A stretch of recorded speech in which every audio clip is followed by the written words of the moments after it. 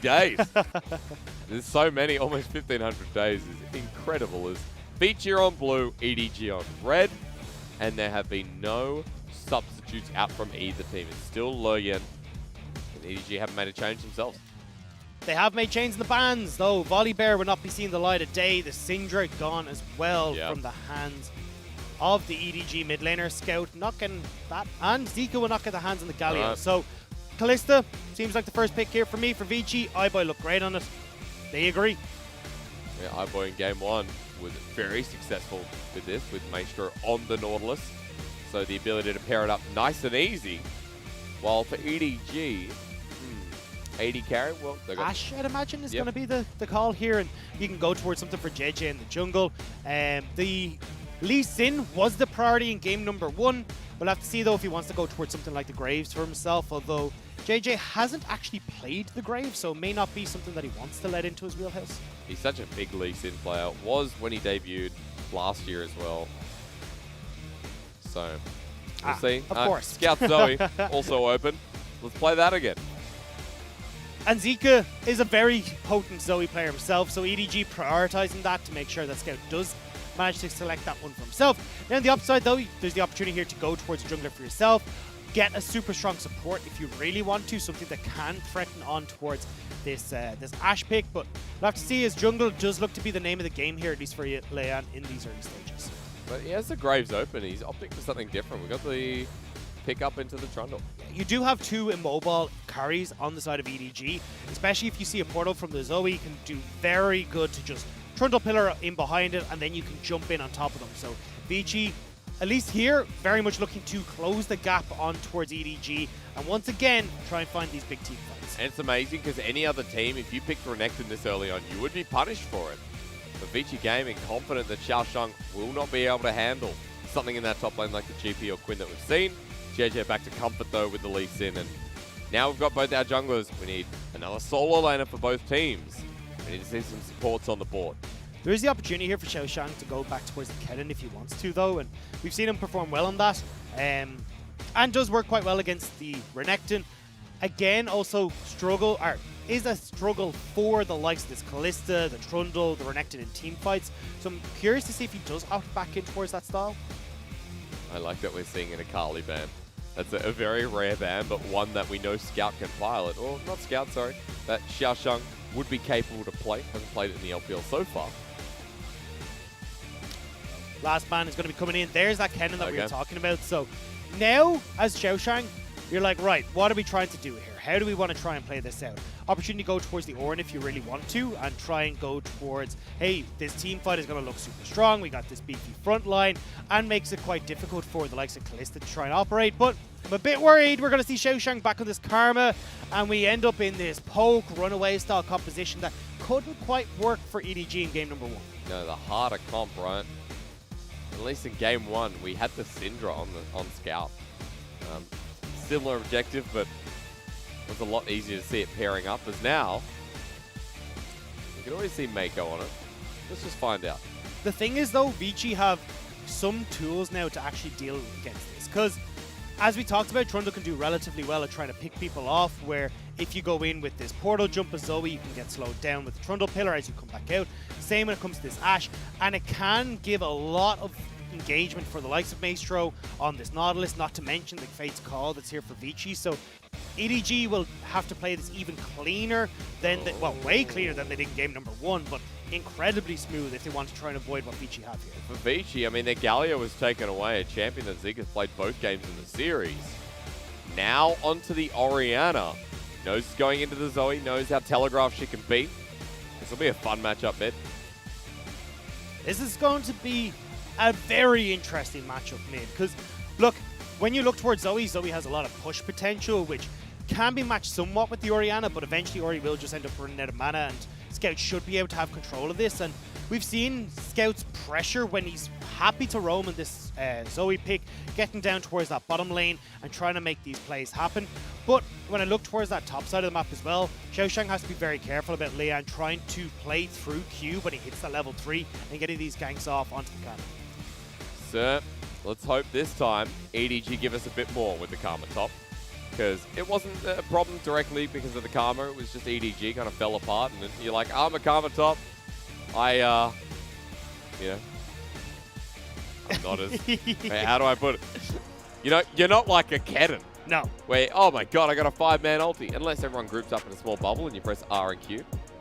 But anyway, point being, let's hope it's better. And even then, that RQ here is kind of int when you're going for this style of play on EDG. Yeah. Because what we talked about is still the name of the game from game number 1. You want to be trying to move around, using these shields and speed ups to dodge away from the engage of Vici. And look, it worked well in game number 2. The difference though was they had a definitive engage tool in this Renekton, in also this Nautilus, plus Jiejie looking great on the volley bear. Yeah. This time around though, it is much more heavily on the poke end of things, and it can be a little bit more difficult to pilot this like we saw from them in game number 1.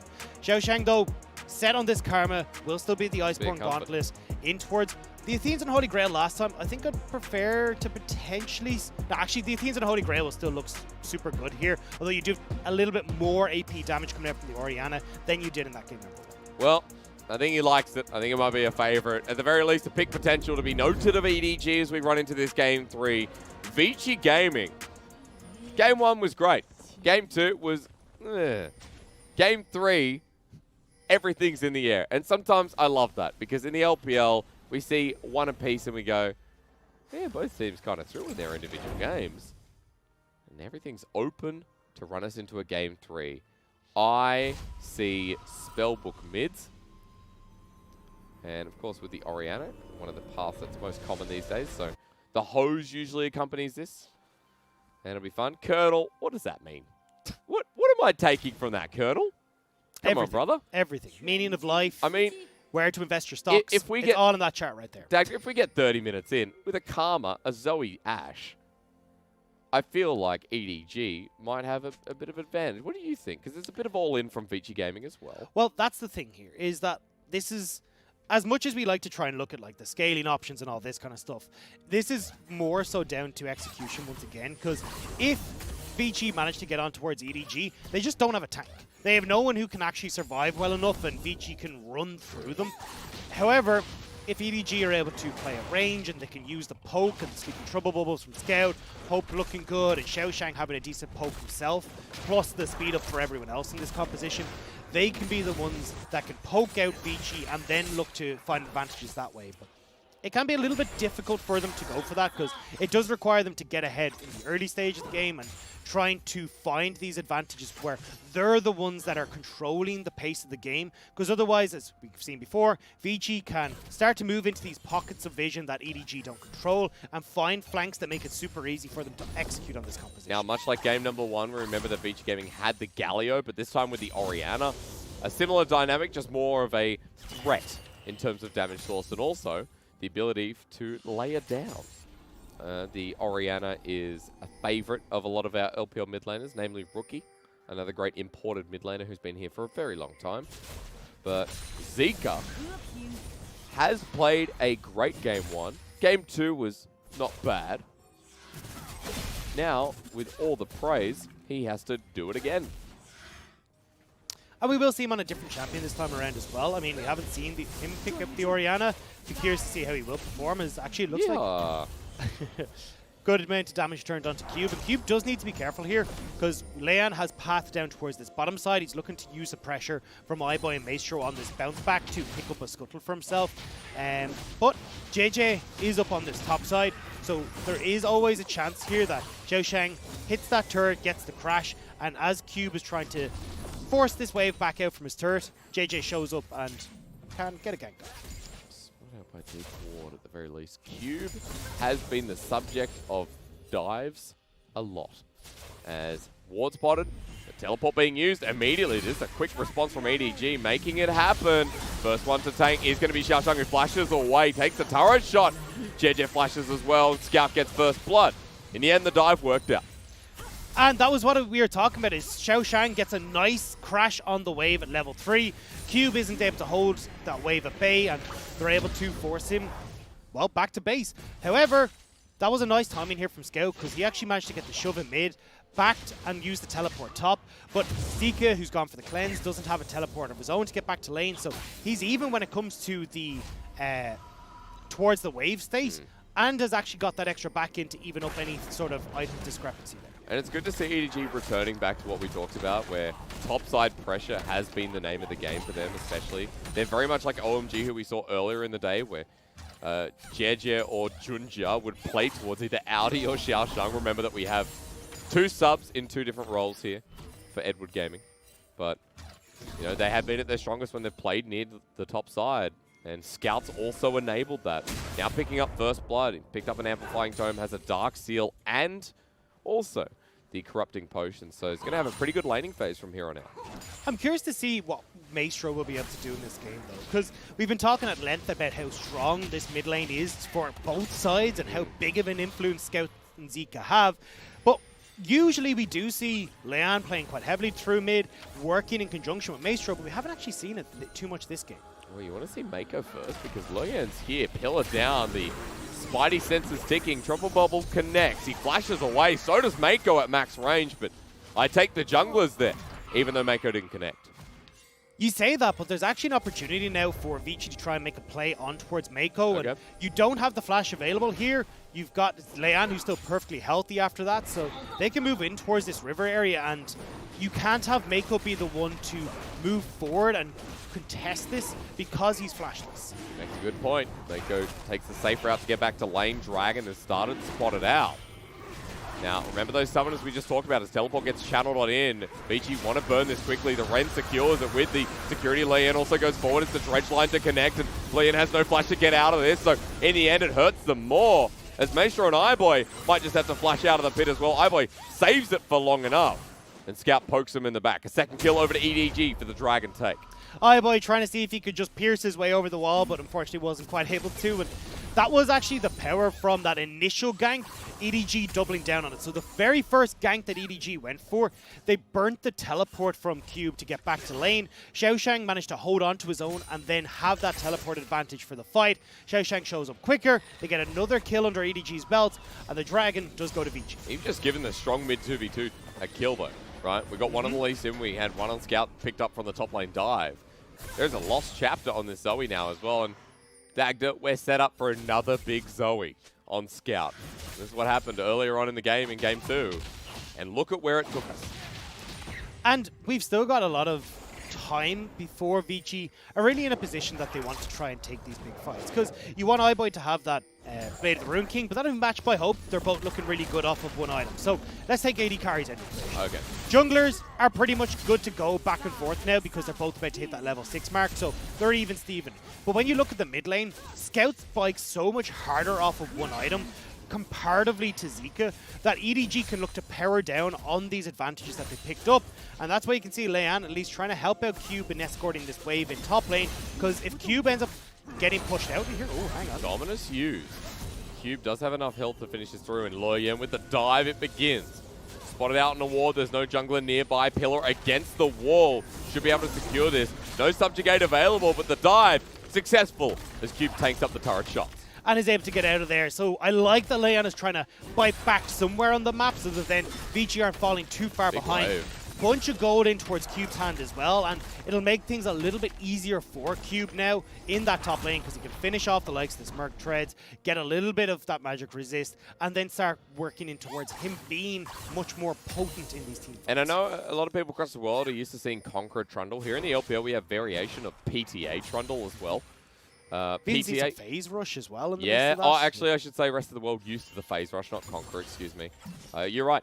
But PTA this time around here for Leyan, so the damage threat there, even with the Cinderhulk build, Leyan's found himself a bit of extra gold with the help of turret plating too. However, resetting means leaving that top lane pressure, and EDG getting access to the Rift Herald. This should go by uncontested for now. But Zeka and Chad across the arrows there, he dodges away. Trop Bubble as well, and the Death Sentence. Meiko kind of missed that one of his own accord, but that was nice. It was very nice, and at least it gives a little bit of pressure over towards Scout. Hope and Meiko now can move back down towards this bottom lane, and it just was EDG trying to make damn sure that they got that Rift Herald for themselves. Now I'll be curious to see where Jiejie wants to try and use this. Personally, I think Hope is your best answer here, because trying to shove iBoy in, get a bit more gold on towards Hope and accelerate him towards that Blade of the Rune King is going to work out great, but could actually just be going towards his top side. Okay. Make it easier, of course. Cube is going to have the wave pushed in here for now. Oh, no, actually the opposite, excuse me. It's Xiaoxiang with a massive wave going up against his top laner. And Jiejie getting told to stick around. Scout's coming up as well. We're doing this again. And, I mean... Oh, there's a redemption. Oh, Cube. How do you survive? Trouble Bubble against the wall dominance. He's just dead. Redemption not even needed. Zeka slow to the play. The shockwave brings him back. There's no other support. Zeka does not have the damage at this point in the game.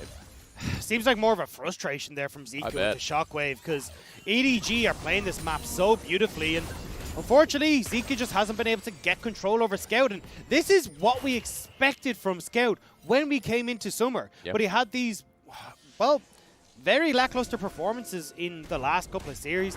Finally, though, get his hands on towards his Zoe. He looks a lot better. He's roaming. He's making these plays. He's forcing the advantages here for EDG.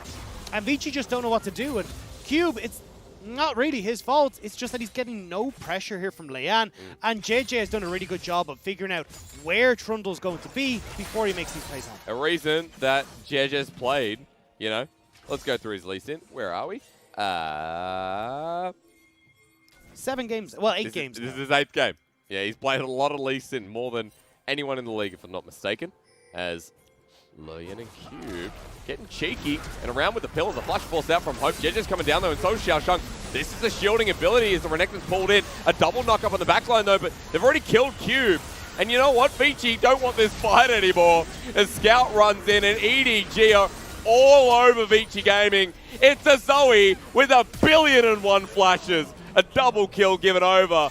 And this looks all EDG. And this is what this composition was built to do. EDG get the shielding, they get to run away. Zeka isn't in the fight the entire time, so when EDG kite back, they get that little bit of burst speed and burst in health thanks to the shield. They can turn this one around, and EDG look great. Oh, this is a 2.5k gold lead in 11 minutes. I mean, game 2 was dominant. This is even more so to kick things off. 3-0-2 on Scout. And you know what? He has a Magize with 8 stacks as his first item. Scout showing up big. This is what I want out of my mid laners in the LPL. Show us your size.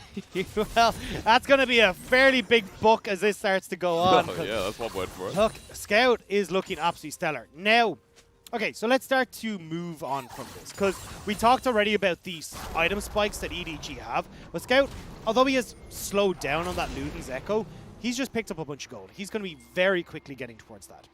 Looking over at Hope, 0-0-4, a bunch of assists. He's actually clearing out that bottom wave, still to back towards finishing off that Blade of the Rune King, which he should very much be underway, if not already have the gold for. Especially when you look at all the turret plates he's managed to pick up. So he's hit his 1 item spike as well. And Xiaoxiang is going to back and finish this Iceborne Gauntlet. So when we get towards the next Rift Herald, when we get towards some of these pokes and sieges underneath the turrets, EDG are super strong, and it's really hard for Vici to try and break. I mean, Vici are going to be face-checking here. Meiko waiting, but they don't take the riskier play. Maybe they do. Meiko over the wall almost gets the giant Krug, but Scout's on his way. Trouble Bubble with blue buff. In comes this EDG dive, and I tell you what, Vici need to run. Yeah, because look how much terrain is here for Scout to try and use. He can pop these Sleepy Trouble Balls straight in, and Hope, he's always got the safety there. As you can see, Lantern's going to get him out. But the thing is, look how much Vici committed towards his bot side. Zeka walking in. You know what? At least in with this much damage. Running away is hard, and Scout, more stacks in the book. Oh, that was so beautiful from Scout and from Jiejie. But again, it's EDG pulling Vici everywhere. You commit 4 members bot side, fantastic. We'll just rotate towards this mid lane. Scout is still going to get these turret plates before they all kick off in 30 seconds. And you still have Hope off that pick, able to make the play on the bottom side. This is EDG's game to lose at this point. Oh, I don't know how it's run so far away, but Vici are just in the dumpster. And how is this team 3-7? Yeah. I mean, at this point, they wouldn't be. His fate's call interrupted, maybe because EDG have overstepped their bounds.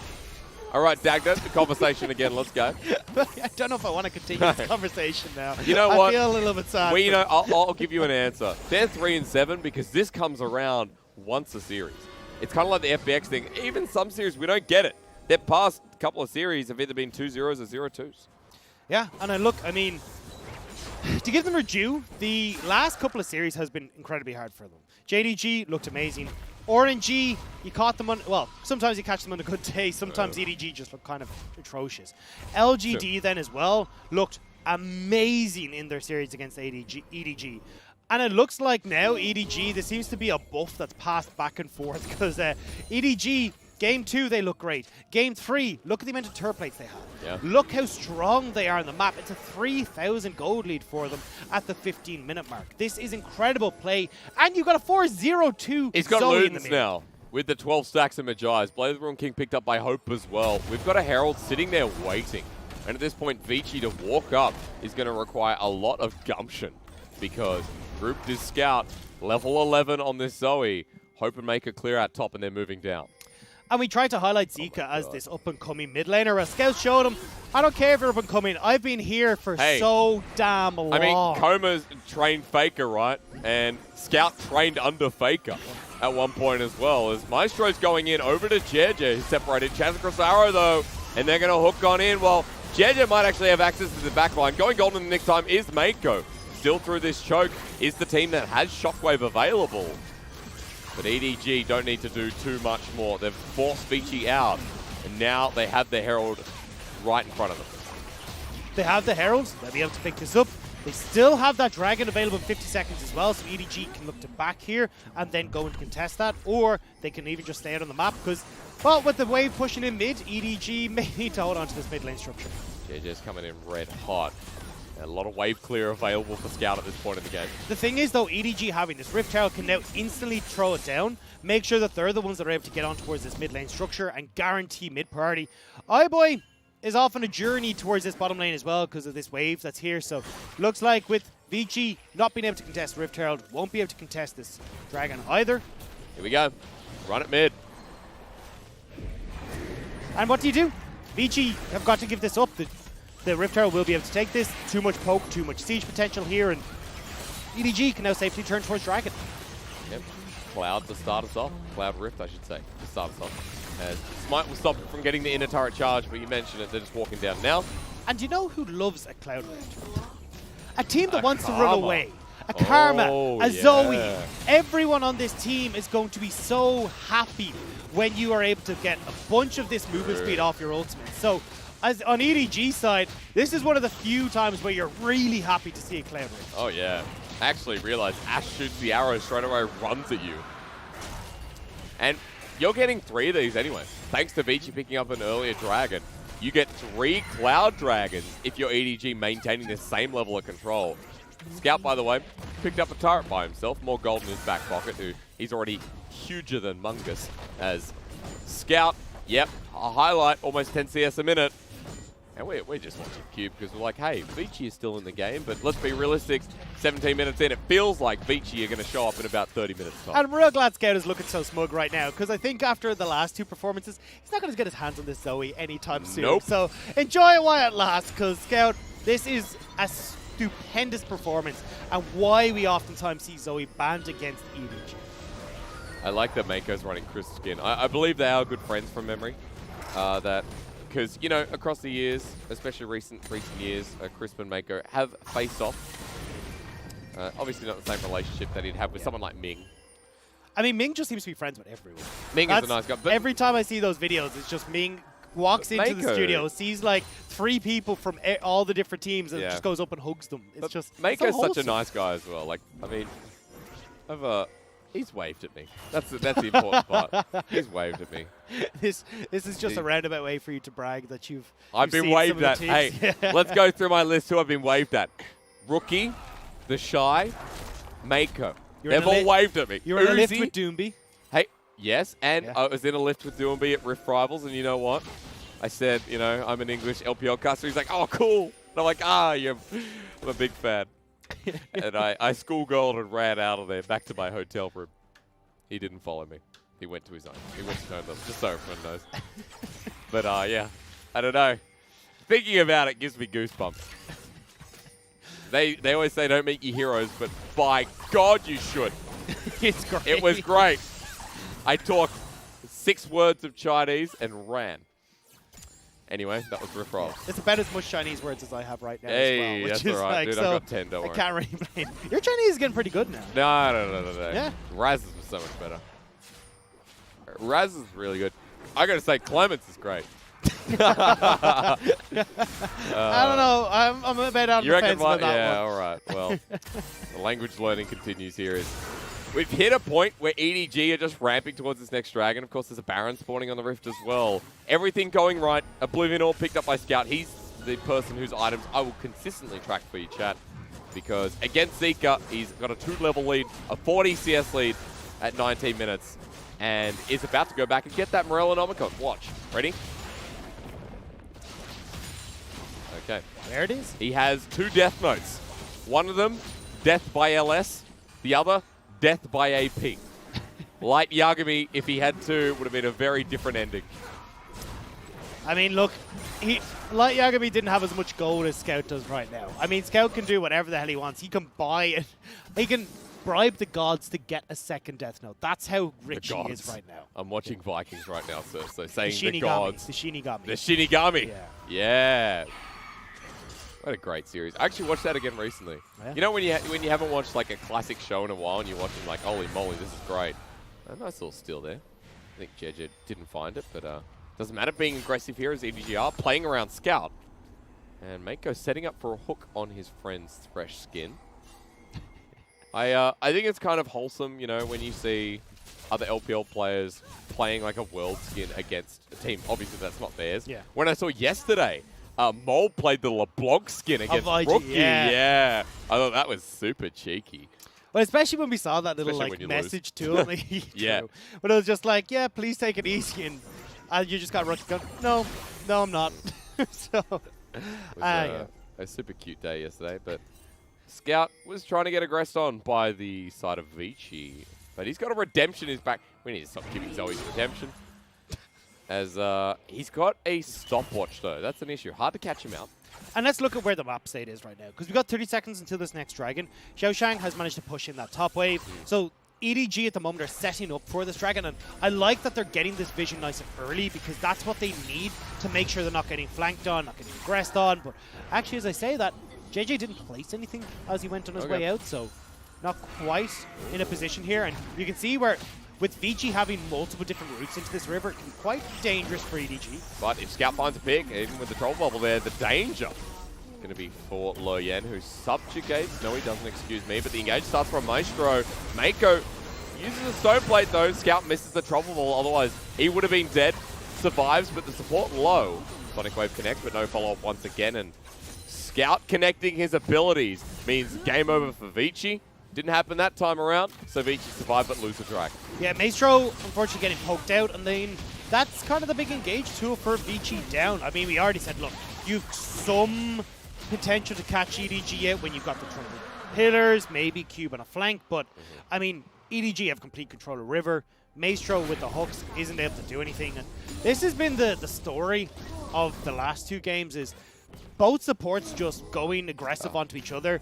Both of them have stone plates. Nothing actually happens. And then the rest of the team actually just get to play the composition the way they want to. Yeah, I mean, game 2, we saw Vici committing to Maestro a lot with his stone plate, and that did not work out. Meiko, who's playing Nautilus in game number 2.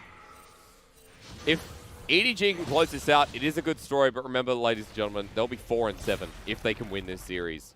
4-7 will not cut it. You need to win every series from there to guarantee your spot in playoff. For Vici, we were hyping them up because we're like, okay, if they win this after the clean game 1, they'd be 6-5.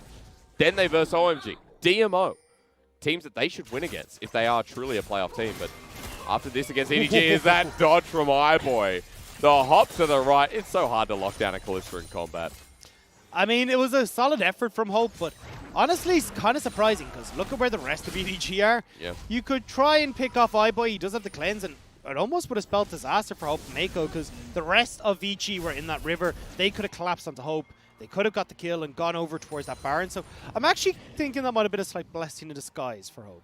You know what, I was just thinking, did you watch Pingu as a kid? Did you watch Yes. the... Yeah? I was just thinking high nuke Ashe would be great. The Pingu skin and Sonic Wave connects, but a lot committed forward. They will manage to escape. Could you imagine how obnoxious that would be with every jump? It's Oh. Newt. No, not the Kalista, the Ashe. Oh, the 'Cause Ashe. You already got high noon. Oh, Yeah, true. but no, that's a better idea. High nuke Kalista. She just throws fish that they stack into people, you know? And then the old is just Pingu's big nose. Yeah. No. When Ashe throws the arrow, you just hear it across the screen going, "Noot, noot," just on repeat. Oh my god. Pingu Ashe would be great. I gotta say. Pingu anything would be great. Let's be realistic. Oh, hang on. Oh, over the wall. Oh, the pillar stops him. The hook. Yeah, The dark line. passage over the ward. The ward blocks him, Dagda. And that's the pick that gives Vici a bit of hope. And Jiejie and Xiaoxiang are on bot side. They can turn towards Baron. This is a massive pick for Vici. But you know what? What we've seen in the series is people are not confident enough to make the high-risk plays. So they won't. iBoy wasn't in a position to come and jump across. Might get Scout here, though. Okay, as Protobelt, he's pulled on in. Is there enough damage? The Fed Zoe with Magi's wants to run away, exhaust use. Trouble Bubble lands, and here comes the Dark Passage. Scout will get away. Even though Vici have priority top. Now, what can they do? They can't do anything. Hope is going to be back up. Xiaoxiang is still being able to pressure onto Cube, so his teleport can't be a factor here. And Scout has his own TP, so he can get back out of the map. So Vici, unfortunately, with iBoy on timing where he couldn't quite come across to start onto Baron, lose their opportunity despite the opportunity of picking off. This is not a done and dusted game yet. Funnily enough, it should be. The way EDG have been playing. But everything's slowed down heading towards that Cloud Soul. And the pickoff from Vici shows you the potential of how they roll into this mid-game. The kill did, I believe, go over to Zeka as well. Some much-needed gold from the mid laner who was falling out of CS favor. Or falling out of the CS discrepancy, I should say. Also, iBoy has a bounty. He's got 280 CS at 26 minutes. Once again, iBoy is farming up a storm. Well, he needs to get that damage. He needs to be able to carry this game, because when you look at the consistent damage, not going to be coming through from Zeka. Cube is more there for the tanky bruiser stats, same on Leyan. So it really does fall onto iBoy to try and carry this game. But again, as we talked about with EDG, you've got an Iceborne Gauntlet Karma who's going to have a whole heap of slows. You got to be careful of Scout, who's going to be looking to try and pick him off. You got to be careful of Hope as well, who can outrange and slow and cause a bit of a nuisance there for iBoy. So it does get a little bit difficult for iBoy to be in a position where he can try and carry these fights. Jiejie is looking for a pick. If iBoy's going to carry these fights, though, wait for that Death Dance that's on the way.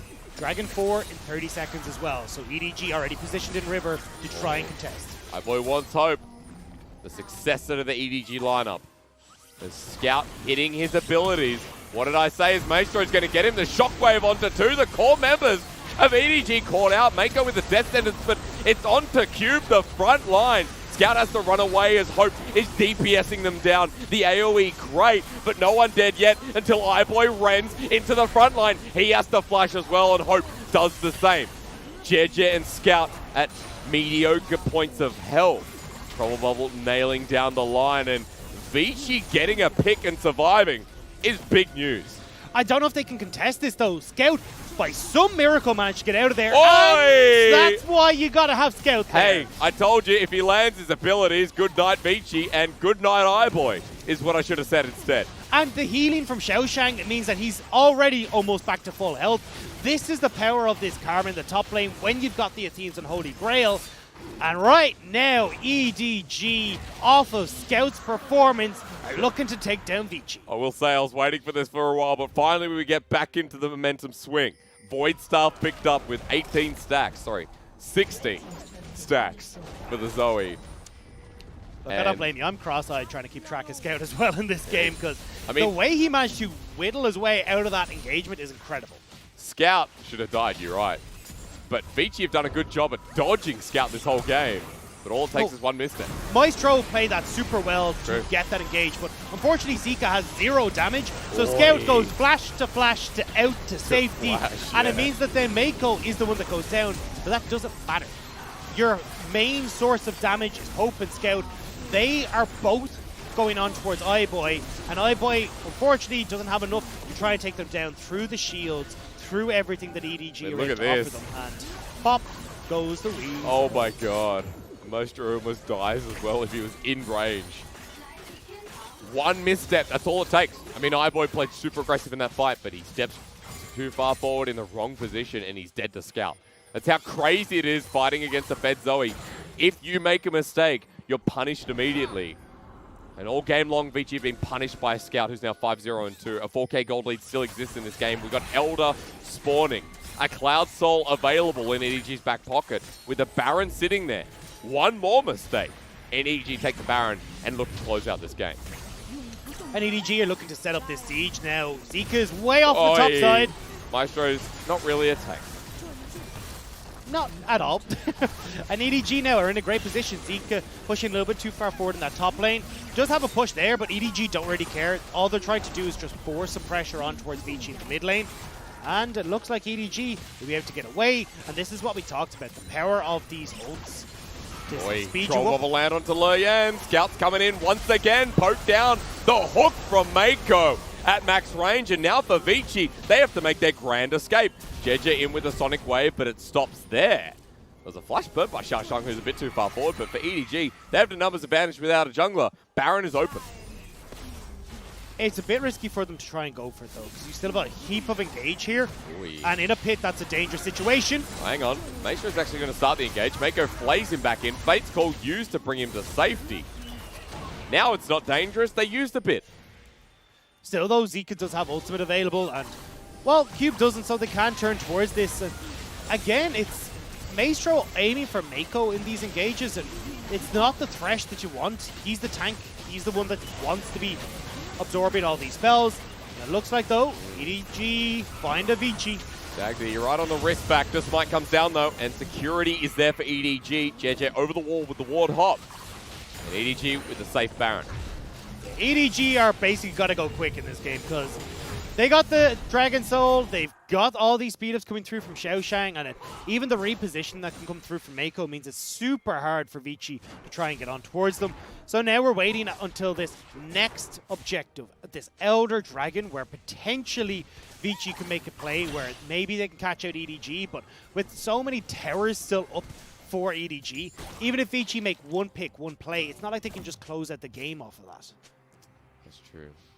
Gotta get to a point where it's over multiple fights. As well, setting up bottom wave is the pings going down. I think Scout's gonna go there first. Zeka controlling top. And you know, from both these teams, when they found their wins, it's like, okay, we're gonna tick all the boxes. We're not going through and we're not rushing it. Like you see IG when they get an advantage, you're like, if we run it down mid and fight, we can probably win and then probably end the game, right? It's like, no. Let's get sideways in order. Let's not overstep our boundaries. Let's use the Baron buff wisely. And see if we can get any picks along the way. But apart from that, we'll play it patiently. And that's exactly the way EDG needs to play it. Is super patient, not giving the opportunity for Vici to find these picks. Because you saw it nearly an engage onto Scout and nearly a Vici victory. Just not quite enough damage there. So you still need to be a little bit slow here as EDG. But I mean, they're perfectly happy to do it. They played it the same in game number 2. And EDG, whatever we thought about them coming into this series, are looking damn good in this game. Banshee's Spell was a good investment, Dagda. That's all I'm going to say. Is Zeka does walk away, does a bit of damage to Jiejie on the way up. Turret being threatened. If Vici fight here and lose, they will lose the game. With the death times that are coming up at 33 minutes in. Pillar placed down, Scout sending out the trouble bubbles but not connecting. The level 17 Zoe just needs the damage to follow through.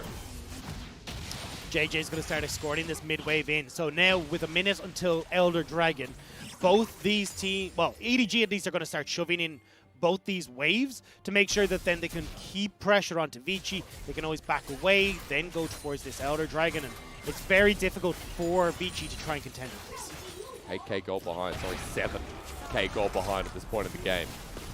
Holding on to bottom, Scout goes mid. He's low on mana though.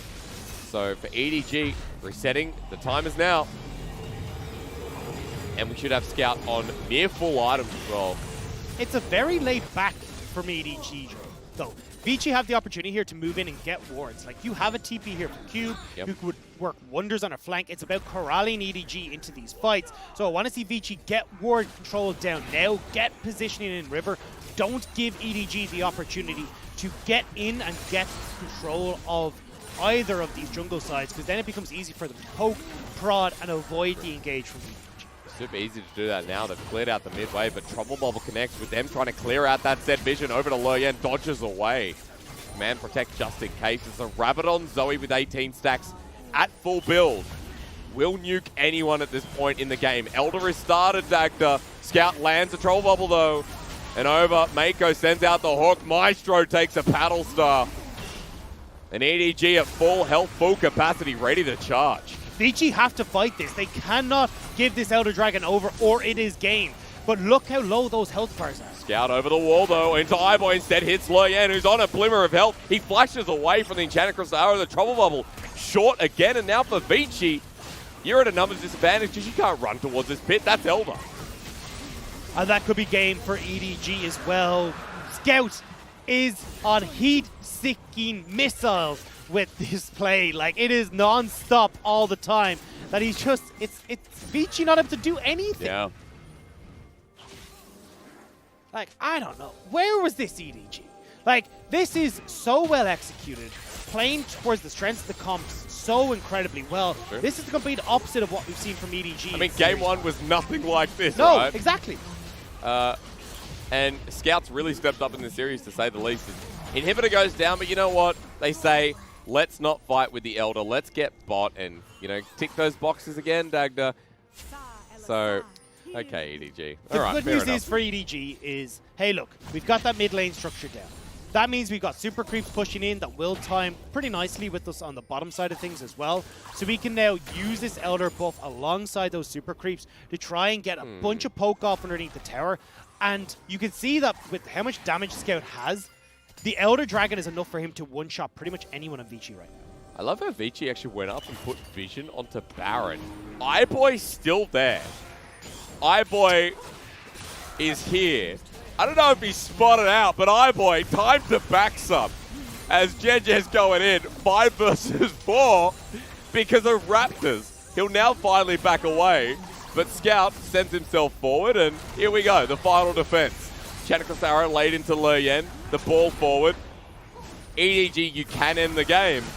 You just need the confidence here, and Maestro, there you go. That's how we do it. Jiejie into the back line, gets the kick flash onto Zeka. All they need is the poke to kill him. The shockwave flashed away from, and Xiaoxiang will get the execution. That's it. That's all she wrote, as Hope even does the same. On to his old predecessor in iBoy. EDG really warmed up to this series, and as they have Cube right in front for the next execute, they'll run forward, hit the Nexus turret, and win a 2-1 that honestly no one expected. EDG 4-7 to make the dream run in the summer split.